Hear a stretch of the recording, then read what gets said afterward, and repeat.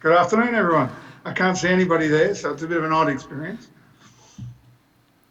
Rob's going to queue up a presentation that has been prepared. That'll make it easier for me to talk to slides. There we go, mate. Excellent.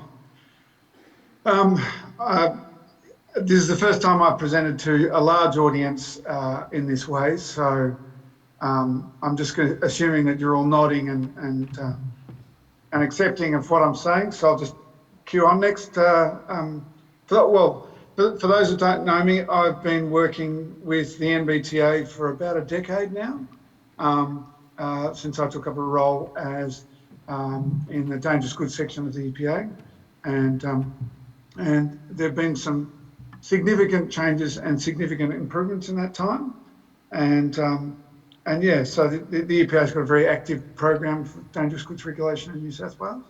Rob, next slide. Okay, so I haven't got a lot of time and a lot of stuff to talk about, so I'm going to fly through it. A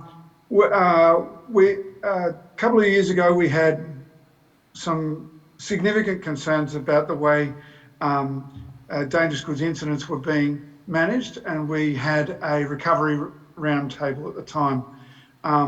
Out of that, some work was done and some feedback was given to industry, and I want to talk about that. We're going to be talking about a bit of a flowchart of what we're now expecting people to do when they've had an incident involving a dangerous situation. We'll describe what that means. I want to go through some examples of tanker incident recoveries in the last couple of years. We are continuing to have concerns about the use of prohibited routes, and we want to clarify our expectations in relation to preventing that from occurring.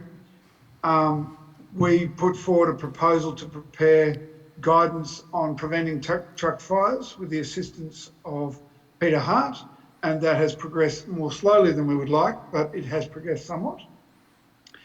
A quick talk about the role of the Competent Authorities Panel. Matt Arkell is our representative on the Competent Authorities Panel. Unfortunately, he can't be here today because he's actually on the Competent Authorities Panel meeting today. So I'm going to give a little bit of a rough rundown of the panel and how it kind of works, or how it's meant to work. And then just a quick note on the guidance for transport, the progression of the guidance for transport emergency response guide, transport emergency responses and response plans. Next slide, please, Rob. Okay, so we're talking here about an incident involving a dangerous situation. When a dangerous situation occurs, I don't know how many of you in the room are familiar, but if you're transporting dangerous goods and a dangerous situation occurs, and I'll talk about a definition of dangerous situation in the following slide, the law says, the regulation states you must notify the competent authority, in the case of an incident in New South Wales, the EPA, as soon as practicable after the incident occurred. Now, after some consultation with industry, we provided some guidance on as soon as practicable, and the position that we've taken back to the NBTA a year or so ago was within an hour of the management of the organisation being aware of the incident. So a dangerous situation in the tanker industry is where you've got damage to the tank, the goods carrying components, or whether the recovery will require decanting, which is a dangerous activity in its own right. So we have a dangerous situation. First thing we want to do is be notified, because then we're in the loop with emergency services. The next thing we're looking for is the vehicle and the dangerous goods to be recovered. And what we're expecting and what we're hoping to see is that it'll be undertaken in a timely, professional manner by trained and competent people. And I'm going to give you some feedback on incidents since the recovery roundtable. We need the operator to assess the vehicle. In some cases, the vehicle is only damaged, it's repairable, and we'll give you some advice on what we expect in relation to return to service. Or if it's a write-off, then the competent authority that licenses the vehicle needs to be notified and the vehicle needs to be removed from the licence. So there's no likelihood that it could be returned to service by mistake and used for dangerous goods. And finally, a report must be provided to the competent authority. This is a legislative requirement, and the report gives information about the situation. NBTA has given feedback that it is very keen for us to gather more information about incidents that we can share with industry so that we can improve or reduce the likelihood of further incidents occurring. So it is a legislative requirement to notify us, but the more information that can be provided, the more then we can share in an aggregated way without details, etc., with industry. So if we can identify trends, then we can give feedback to industry on those. Next slide, please, Rob. Okay, when a dangerous situation occurs is when you're involving a placardable unit, so tank vehicle, demountable tank, portable tank, etc., or you've lost more than 1,000 kilos or litres of dangerous goods. When we define loss or risk of loss, which is hard to see for you, I'm sure the picture's too small, but it's where there's likely to be a spillage, where there's a fire involving the dangerous goods, where there's a risk of loss of dangerous goods when you're recovering it because you're doing a transfer or you've speared the tank, etc., or where there's damage to product containing elements such as pipework or tank shell. It doesn't apply in a situation where the product containing elements of the vehicle are not impacted. So that might be a prime mover T-bones a car that's come out in front of it, but it hasn't damaged the tanks at all. It's just that the prime mover's damaged. Okay, next slide, please, Rob. Okay, so the first step after notification is recovery. And this is an example of a recent recovery southwest of New South Wales. And as you can see, some of the things that we are very keen to see in the case of transfer of flammable liquids is earthing and bonding, which is a good photo I got there as an example of that. So the vehicle's recovered in a timely, safe and efficient manner. Next slide, please. Then we assess it. Is it a write-off? Now, unfortunately, I can't get any feedback from the room, but I'm wondering whether anybody in the room thinks that's recoverable. My opinion notwithstanding, it may be that you could do that, I'm not sure. But you assess, is it a write-off? If it is a write-off, it doesn't belong on a dangerous goods vehicle licence. If it's not a write-off, it needs to be assessed by an engineer, if it's structural damage, or if it's minor parts and other damage, it can be assessed in accordance with the Dangerous Goods Tank Vehicle Inspection Manual in New South Wales, and that is applicable anywhere else in the country if you choose to use it, and is supported by the CAT members as a tool for returning tank vehicles to service.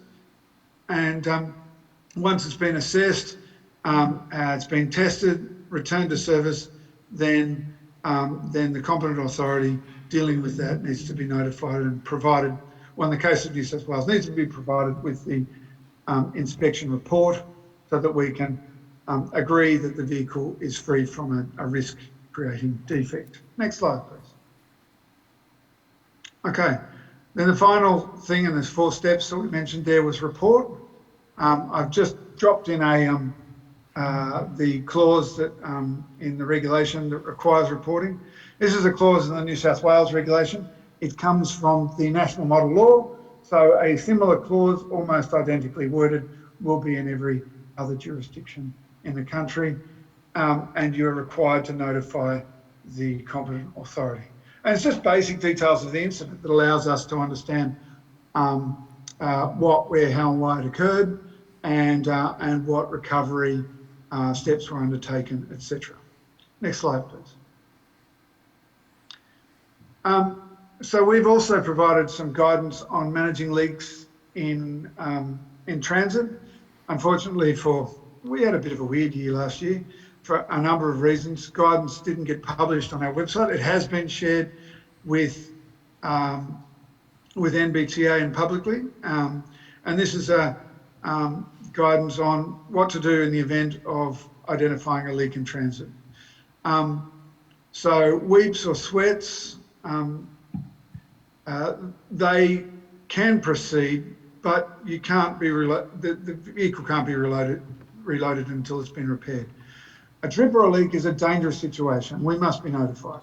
In many cases, particularly with petrol tankers, there are some actions that can be taken. I'll give the example of a cofferdam leak in a following slide. But that's a dangerous situation, and the EPA needs to be notified. If the leak can't be controlled, then Fire and Rescue in New South Wales or emergency services in other states and territories need to be notified so that they can take control of the situation. Next slide, please. And if you can press the button again, please, Rob.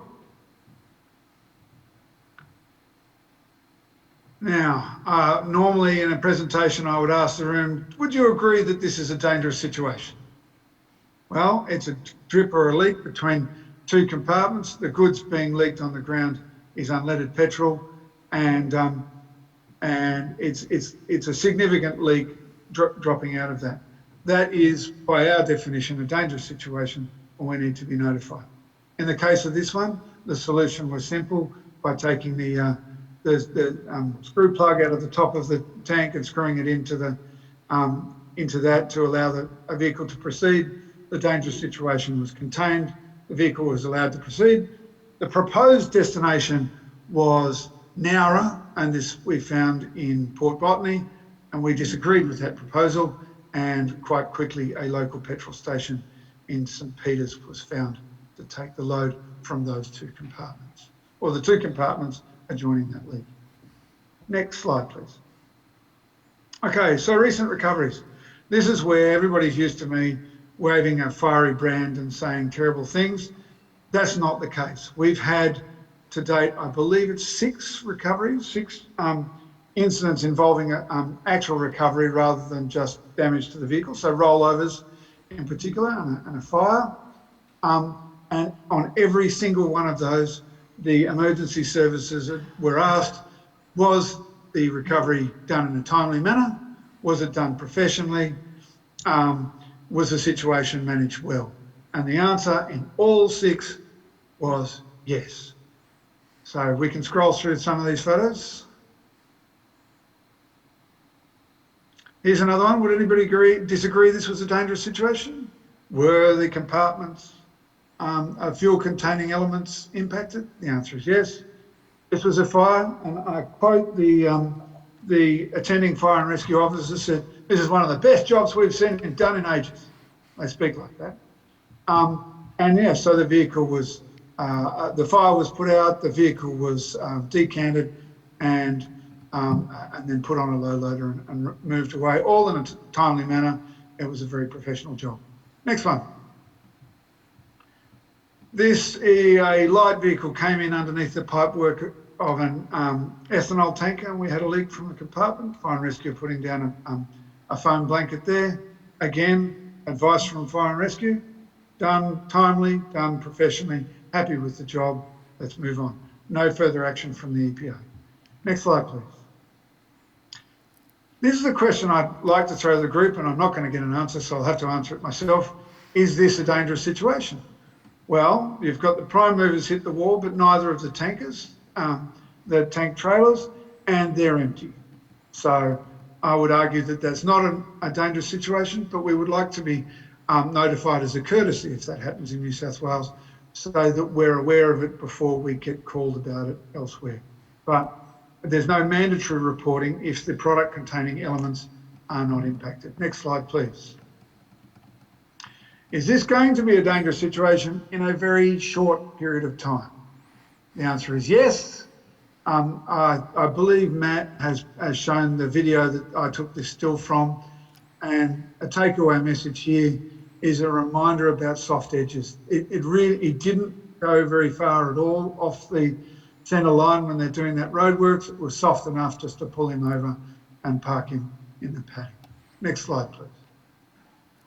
All right, so we said at the Recovery Roundtable, for those of you that were there in 2019, that we would give guidance on our expectations on petrol tanker recovery resources, and we put this slide up.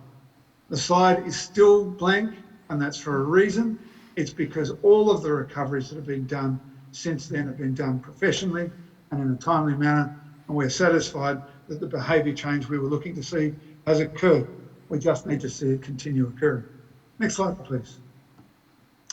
Okay, prohibited routes. We have most of the nation's prohibited routes and tunnels in New South Wales, and we've got a massive program of digging and connecting new tunnels to one another in Sydney.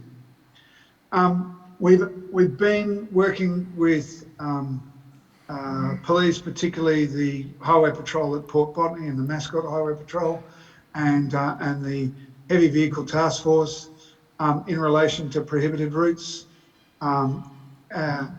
We've had enough incidents and notified to us where vehicles have gone into prohibited routes that we've identified two different situations where this occurs. One where you've got properly trained and instructed drivers that accidentally have a brain fail. It's still a bad thing to happen. We want those drivers to be trained to pull up before they enter the tunnel and then to notify Transport for New South Wales so action can be taken to turn them around, or if that can't be done, to escort them slowly through without other traffic. Escorting through is, in fire and rescue's personal opinion, the last option, but if there's no other option, that may be something that can be considered. So you get accidental, and we've found some examples where the drivers have been pulling diesel all week and just turned left at the same place they turned before without thinking, hang on, I've got petrol on this time. And then we've caught some deliberate incidents where dangerous goods have been taken through prohibited routes. In the accidental situation, if the driver pulls up, it may be that the coppers will issue a caution, otherwise it's a fine for the driver, a penalty notice. But when it gets to deliberate, when you flip the placards, and the drivers have done that, for intentionally using it, the driver can lose his dangerous goods licence. It's almost certainly going to be a matter for the courts to consider, and an investigation is likely into the operating environment that allowed the driver to enter that prohibited route or didn't prevent him from taking a deliberate action to do something illegal. And what we're saying here is that operators have a duty to prevent this sort of situation from occurring. Next slide, please. Dave, we've got about 2 minutes. All right, I'm going to fly through it. Unusually for the EPA, we're giving two separate bits of feedback to industry about good practice, and here's another one. This is a situation where the EPA notified us that their GPS alert had a vehicle go through a prohibited route, and they self-reported it to the EPA, they undertook internal action, and then issued a company-wide safety alert. That's the kind of behaviour that we're really looking to see, and I congratulate the company involved, ANS, for doing that. Next slide. Curbs guidance. Very quickly, Matt has done a hell of a lot of work in expanding the guidance in the ADG code about how to prepare a TERP.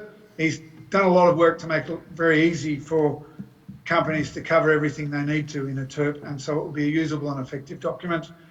It's under internal review, and it will go out to public consultation, and ultimately the intention is to refer it to CAP so that it ends up in the ADG code. Next slide, please.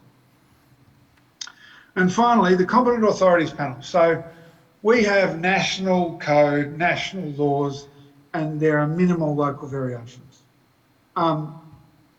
With that national model law, it's actually enforced with local regulations in each state and territory. With that, so we've got the Dangerous Goods Road and Rail Transport Regulation and Act in New South Wales. Each state has a member that goes to the Competent Authority, which is the national body where the state members meet to discuss amendments, exemptions, approvals, etc., in relation to the ADG code. The idea, the way it works is that if you are operating, say in Victoria, you would go to the Victorian Competent Authority Panel, raise a question, a variation, something, an amendment, new technology, whatever with them, and then they bring it to the Competent Authorities Panel twice a year, and then on occasions with special meetings, to agree that that variation or what have you is suitable for application nationally. And that's how the Competent Authority Panel works. Next slide. I think that's it. Questions? Well, we've got to the questions stage. How do I do for time? Thank you. Thanks, Dave.